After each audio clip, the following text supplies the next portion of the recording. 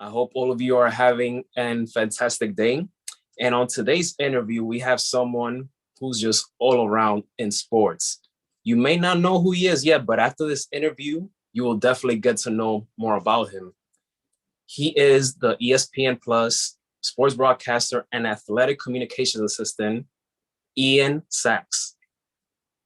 How's it going, Ian? How are you? Good, Miguel. Thanks so much for having me on today's interview, and looking forward to diving into all those different roles that you mentioned. And let's see where it goes. But definitely a lot of good stuff to talk about. Yes, definitely. And thank you once again for joining us. And I can't wait to learn more about you, and what the audience will learn about you as well. So you're currently working at Iona. You've been working there for 9 years. But also you're also part of the LMC media, FanSided, Madison Square Garden. I mean, where does all of this crazy work ethic, where do you get it from? It's something that I learned at a very young age, that in this industry of sports media, sports broadcasting, athletic communications, you're going to have to grind. You're going to have to work a lot. You're probably going to be working multiple jobs, which is exactly what I'm doing. I think at one point there I was working full time and had about 3 or 4 part-time jobs on the side as well. It is a grind. You're going to be working nights, weekends, very often holidays too. But on the flip side, that's what makes it so great. That you get to be at games, you get to be around sports the whole time, you get to talk about sports, you get to learn about sports. So it's a double-edged sword. But for someone who is such a big sports fan as I am, the games I really don't consider work very often. It's okay, I got a game today, let's go. So just excited to be a part of all those different organizations that you mentioned. And it's just amazing to learn from someone that has been working on venues like Madison Square Garden, just so many FanSided, and now you're at Iona. And speaking of Iona, you grew up as a fan of Iona athletics. You attended Iona as an undergrad, you graduated from there, and now you're the play-by-play announcer for Iona. You've been there for 9 years now. So describe your relationship with Iona College. Iona College runs in my blood. My mom went there. My brother went there. And my brother's a couple years older than me. And so when I was growing up, he was there and took me to a couple games. And I got to be around campus and see what it's like, learn kind of the different buildings, learn about the athletics department. And so then when it was time for me to apply to college, Iona was strongly in the lead. And then senior year, I went to Accepted Students Day and took a couple tours and a few info sessions. And I said to myself deep down, there's no way I can not go here. So I put in my deposit and went to Iona starting in that summer. Right out of the gate, I went into the sports information director's office, right at the beginning of freshman year, and I said, "Hi, I want to come work for you." Great, let's do it. So I worked as a student worker for him for the 4 years that I was an undergrad, and then right around the time that I graduated is when they got the ESPN 3. Back then 3, now ESPN Plus setup. So the production truck and everything. And since I had built up such a strong relationship in the athletic communications office, and since I was local and they kept me on, they said, "You've done great work for us. Please keep working with us." So that's how it turned in from just a 4-year relationship as an undergrad into now what has become a 9-year partnership. I have worked in the just about every single role of the broadcast, from on air, from play-by-play, color commentator, and sideline reporter, but also behind the scenes. I've done camera, I've done graphics, I've done the replay machine. I've done audio. I've done stage manager. So I have seen every single part of the Iona broadcast. And then on the flip side, I've also helped out as an athletic communications assistant there. So helping out with all the game day duties of doing the scorebook, doing the scorebook at a game, doing the shot clock, the scoreboard, helping with the inputting the live stats that as they get tabulated throughout the game. So I have really seen just about every aspect of the communications part of the Iona College broadcast, and that is for all sports, not just men's and women's basketball, but volleyball, soccer, softball, baseball, lacrosse, you name it.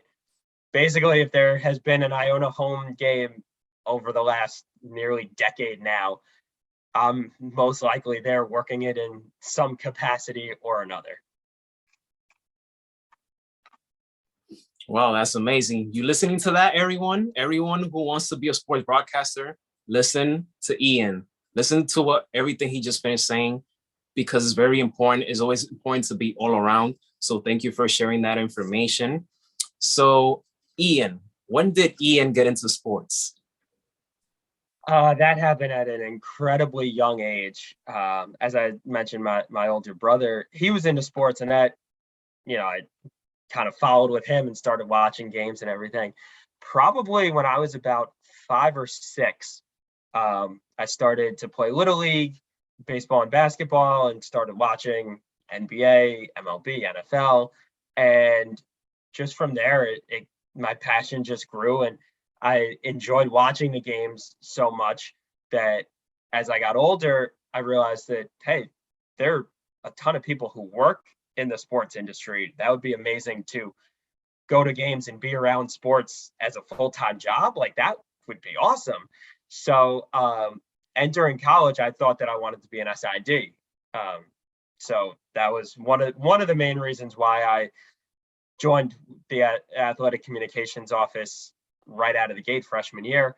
And then through college, through my communications classes, I really started to fall in love with reporting and broadcasting and being on the air. And I realized that that was my really true passion. And so while I have still hold a hand in the SID role and world, I have gravitated more toward the broadcasting and the reporting side. But again, it just the fact of going to work is a game that not many people can say that. And so I'm fortunate every time I have to go to work a game, because it's going to a game today and I'm getting paid for it, which is amazing. Name one or more sports broadcasters that you looked up to, and what is it about their work that you respected about or that you wanted to follow up on? There is an expansive list, but just to name a few, as for play-by-play, probably I consider Doc Emmerich, the longtime NHL announcer, one of the top. The verbs that he uses to describe the action of what's going on is incredible. You're watching the game, and I'm paying even more attention to what he's saying. Pitchforking the puck and all these different terms that you don't think of with any type of sports, but as he's saying it and describing what's going on the ice, that's exactly what you're seeing. He has such a gift at that. I remember a couple years ago, there was a Real Sports feature on him, the show with Brian Gumbel. And I think they said that over the course of one hockey game, he used 200 different verbs to describe the action. And if you think about a play-by-play announcer, usually there's maybe 25, 30 verbs that are the basic go-to, passes it off, dumps it off, that you hear throughout just about any broadcast. 200 different verbs to describe what's going on. That's another level right there. And every single one of them fits perfectly with what's going on. So in terms of play-by-play, that is certainly Doc is certainly someone that I emulate. More on the reporting side and anchoring, I think you have to go with Chris Berman. His conversation, the way he's so conversational at the anchor desk, especially a couple years ago, he was the top guy at ESPN. Now it's Scott Van Pelt. I think Scott Van Pelt is at the top of his game right now. And then Bob Costas for just an all-around great announcer. Whenever Costas is at an event, you know it's a big deal, and you know that he's going to be saying something good and describing what's going on.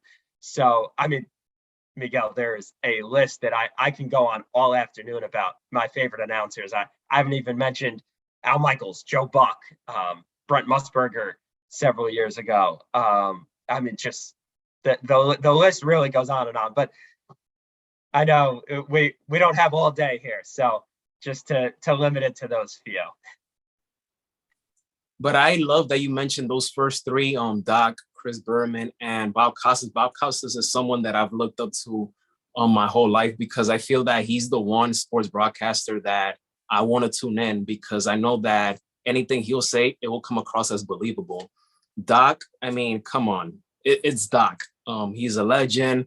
His delivery, his wordplay, his vocabulary is just unbelievable, especially when you're talking about a sport like hockey, which is very fast paced, and how he's able to describe the action, the drama, and very timely is just amazing. And Chris Berman, what can you say about Chris Berman? He comes across as someone who's having fun at his job. He doesn't look like he's trying hard at all. He's a natural talent, I should say. But speaking about play-by-play, what's the best sports to broadcast and why? For me, it's always going to be basketball. Basketball was my first love growing up, always has been, and I don't see anything in the future that's going to change that. So basketball, it's both fast-paced, but also slow enough where you can kind of take a step back and enjoy it. Just the speed and the nuance of the game, for me, it's always going to be basketball.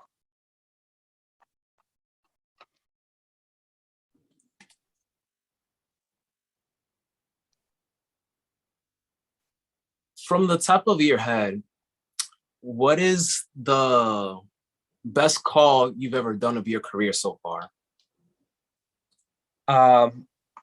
Ideally, I'd like to say that my best call hasn't happened yet, but of the games that I have announced, I would probably say at least my favorite call would be Iona College winning the MAC championship in 2016.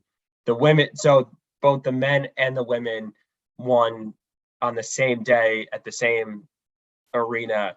And I was play-by-play for the women's game. For the men's game, I produced, so I was running the board and behind the scenes. But to be the one to say, and the Iona Gales are your 2016 MAC champions, in the moment as that final buzzer sounded, just the chills that ran through my body. I was nearly in tears on the call there, and even thinking back to it, getting chills.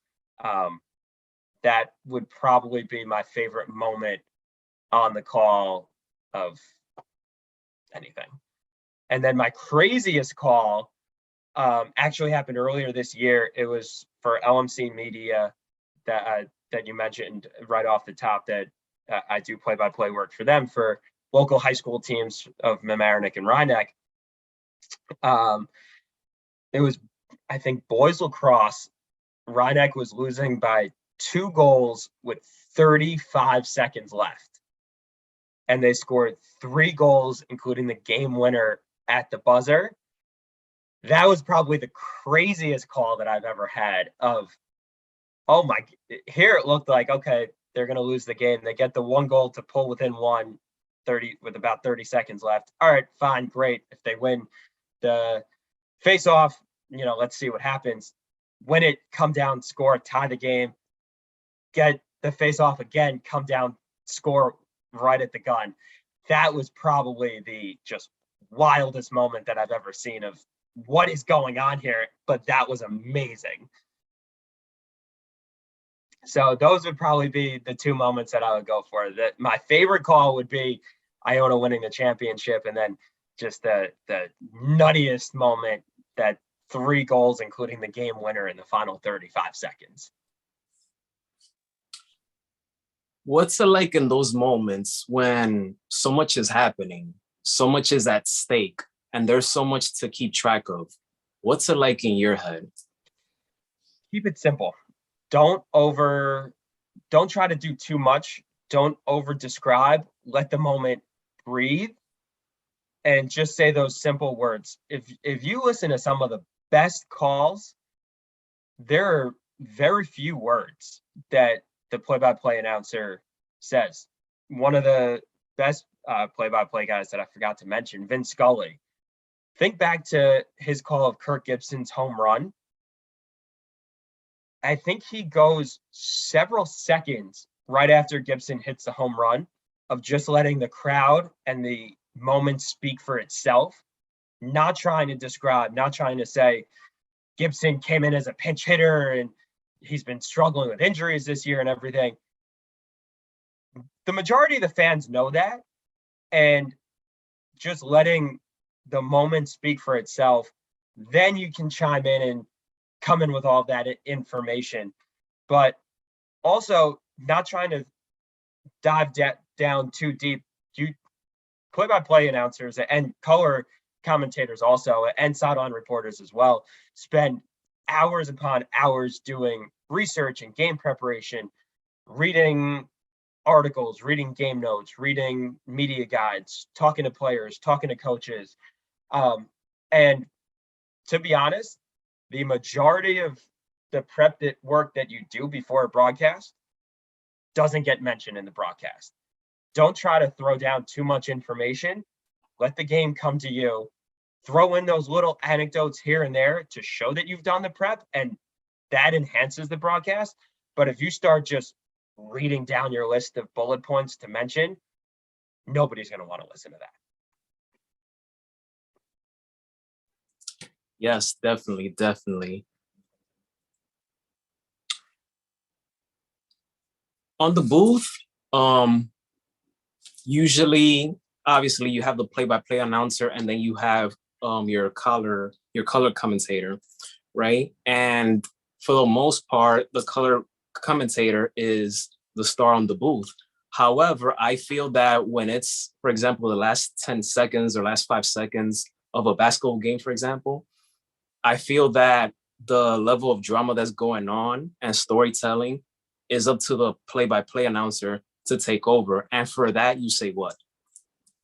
I completely agree with that. I think that in order to have a good broadcast, the play-by-play announcer and the color commentator need to have a good rapport with each other. I've been fortunate that every single call that I've been on, I have gotten along great with my counterparts on the call. So that has never been an issue for me. And again, one of the hardest parts to learn with broadcasting is knowing when to speak, but also knowing when to not speak. There have been a couple instances with that I can think of where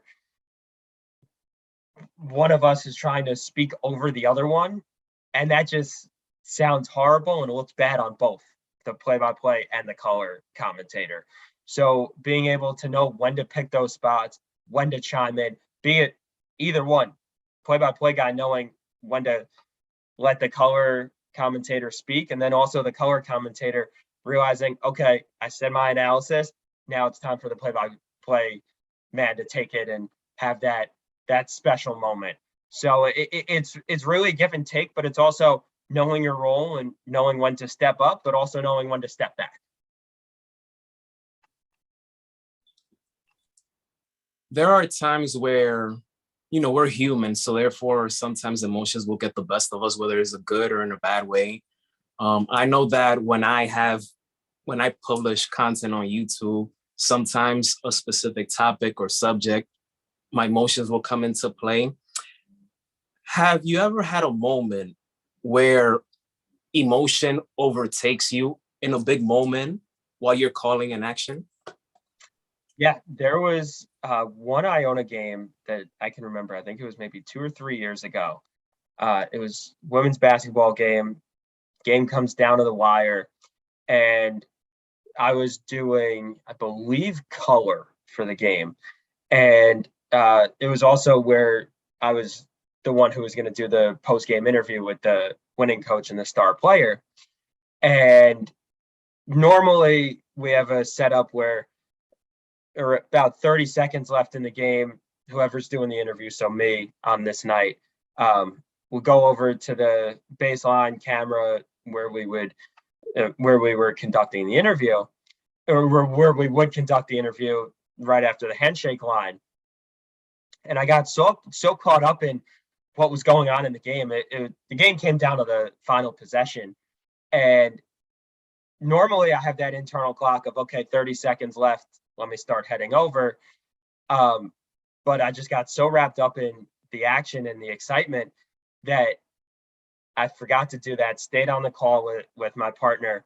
Final buzzer hits, and that kind of rang to me of, oh wait, I need to get over to my camera. I am going to be interviewing the coach and the star player in about 15 seconds. I need to be at my spot, and I am about 50, 75 feet away from there. So sprinted up, ran over, got there in time, and everything was clean on the air. But that was one of those moments of, oh, wait, the game just happened, but I need to think of my responsibilities first and then what's going on in the game. So it all worked out. But yeah, it's one of those moments where you cannot get caught up in the game. You need to remember to be invested in the action, but also be enough removed from it to have that awareness of, okay, I need to do A, B, C, and D, and then enjoy the game after that. Toughest interview you've ever had? That is a good question. Fortunately, it's going to take me a while to think about that because I've been very fortunate with just about every interview that I have done. Probably it would have to go back to when I was working at the school newspaper and covering some breaking news, that I was mainly a sports writer, but also did a fair amount of regular, general news reporting. Couple of those interviews on breaking news, on deadline, and just stories where people did not want to talk because it was not a feel good story. Some of those that I can think back to were definitely difficult, but every single person that I have that I can think back to in those hard times gave me time and made sure that I got the information that I needed and was going to present it in the correct way. But just going into those interviews, it's very tough of knowing they don't want to be talking to me, but I have a job to do. I need to get information from them. I need to get quotes from them. So some of those were definitely the hardest that I've had to deal with. If somebody doesn't agree to give you an interview, do you take it personally? No, I know that unless it's a reason of they don't want to talk to me because it's me, if there's that type of issue, then maybe I take it a little personally. But it's the type of thing that you have to realize that you're throwing 100 darts at the board and you need them to hit. Some of them are not going to hit. So it's a type of thing of, I think the media has gotten questionable reputation recently, and it's the type of thing of, okay, some people don't like the media. It's nothing I can do about that. It's their personal feelings, and it is what it is. That's fine. On to the next person. And hopefully that the next person will say yes, and that they will be just as good, if not better, than the initial person that you reached out to. Working for a company like ESPN is like hitting a grand slam. So how does it feel to be a play-by-play announcer for ESPN Plus? It is amazing. So technically, I'm an Iona College employee who works on their ESPN broadcasts. So while I have that ESPN name on my resume and on my demo reel as well with the mic flag, technically not up with the big boys up in Bristol. But to answer your question, it is one of the greatest feelings. Every single time I take that mic with the ESPN mic flag on it, or we do a pre-record open with our backdrop that has the ESPN logo on it, or every time we sign off of a broadcast where we have our little read at the end that we say, this has been a presentation of ESPN. Every single time I get goosebumps saying that. They are the gold standard in terms of sports broadcasting. And to say that I have a role in that, and an on-air role, absolutely incredible. And so many times that I go and do that, and I think, wow, I am so fortunate to be in this position, because I know that there are tons and tons of people who want exactly what I'm doing, and yet I'm the one that gets to do it. That's a pretty sweet feeling. Best blooper you ever heard or that you've made yourself?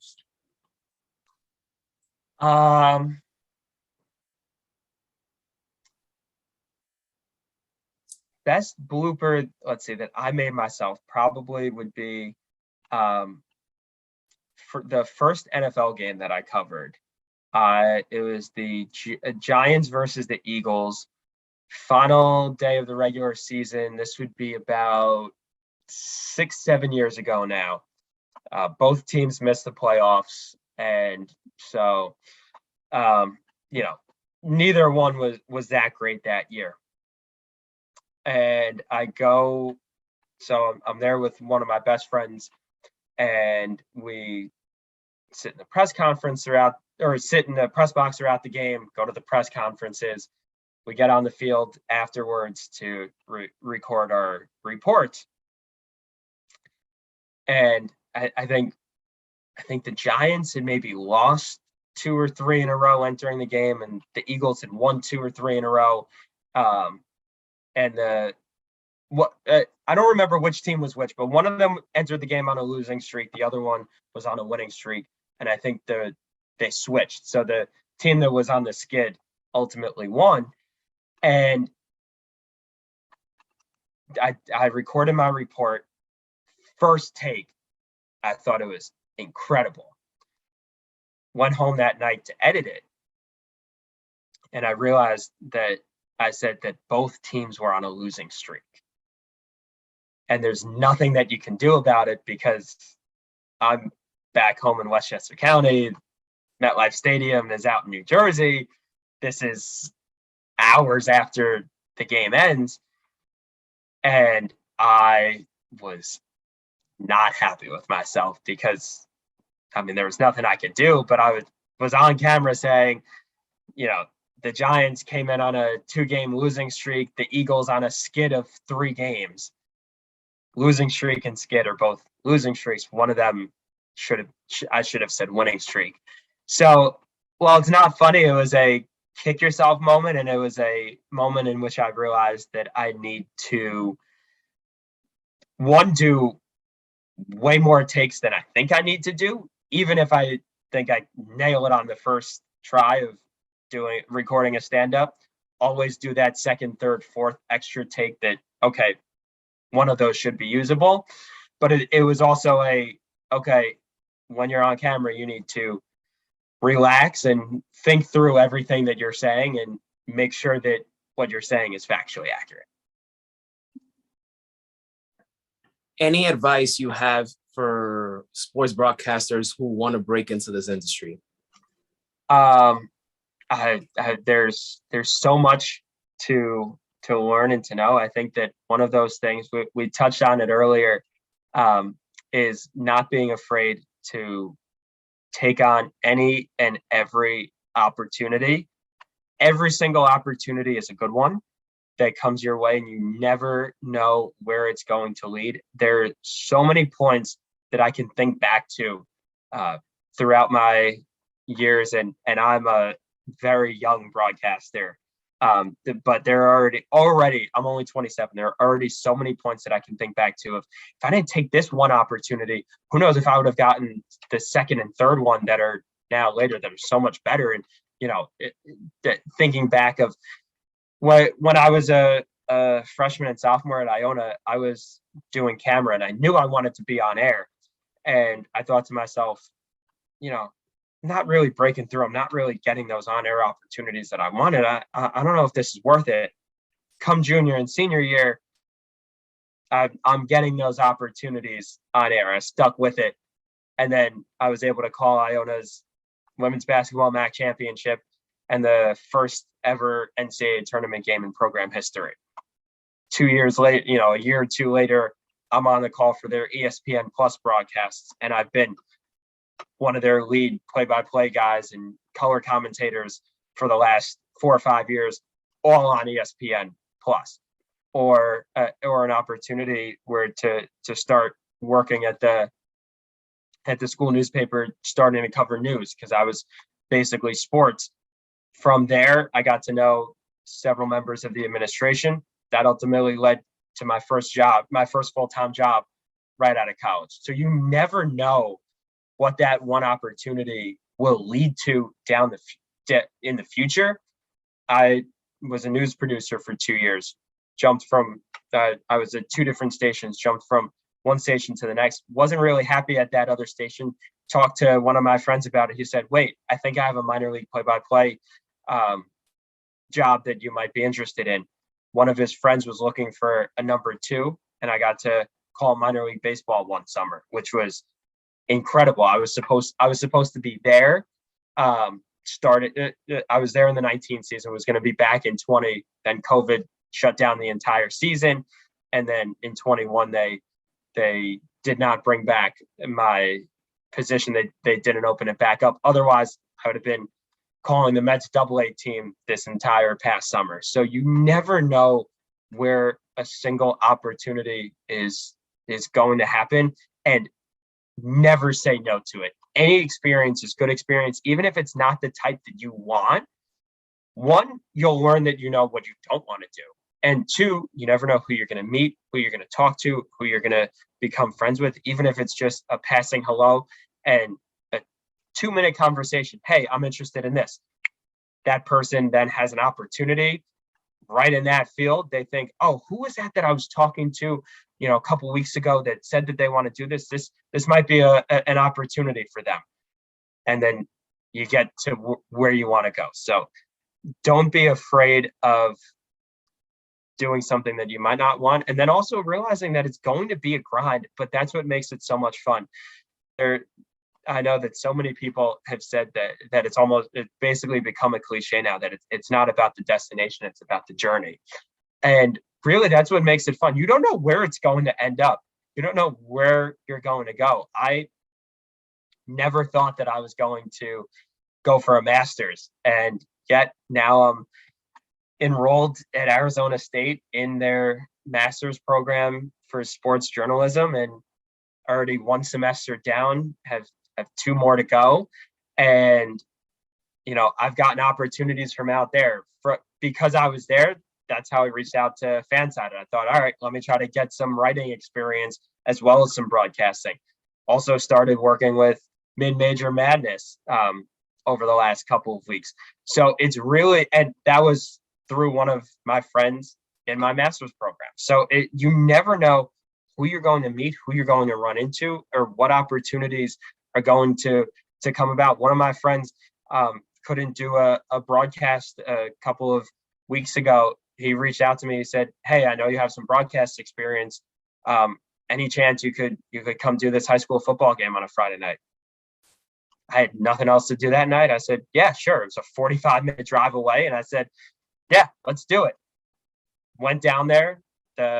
One of the leaders of the broadcast afterwards said, "You did an amazing job. Thank you so much for coming through and helping us in this time crunch." And it's just those little things of never being afraid to say no to an opportunity.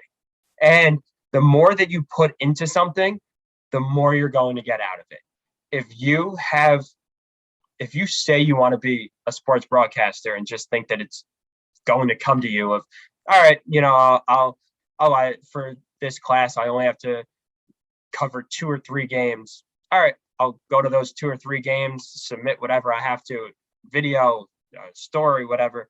That's it. I'm good. I'll get my A in this class and move on. You're not going to make it. If you go to those practices, go to those games, stay with that team or whoever throughout the season, you go above and beyond, that's how you're going to make it in this field. You're going to have to put in the time, put in the effort, but the reward will be so much better at the end. Ian, thank you so much for all of this information. Congrats on all of your success, and best of luck to everything that's about to come for you in the future. Thanks so much for the chat today, and looking forward to seeing what's in the future for you.